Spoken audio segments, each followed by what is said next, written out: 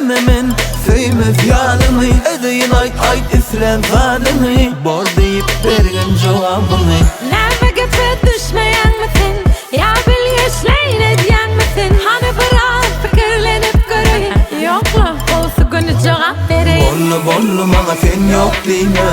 Söyle yüreğim yok diyme Sana yok diyecek olsa söyle İnni bana söyleyen dime dime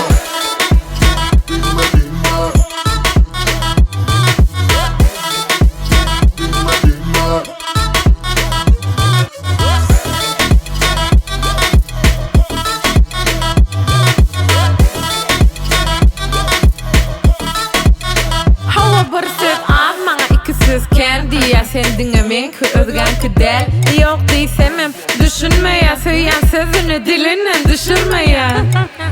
Yine geldim kuytap yanımı nememin Söyle fiyalımı edeyin ay islen zalimi Bor deyip bergen cevabını Bollu bana sen yok diyme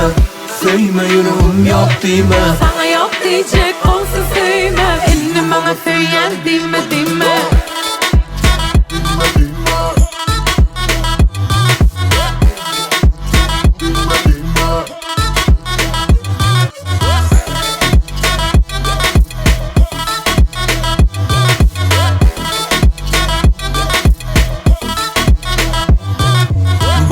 Bollu bana sen yok diyme Söyle yüreğim yok diyme Sana yok diyecek olsa söyle İnni bana söyleyen dime dime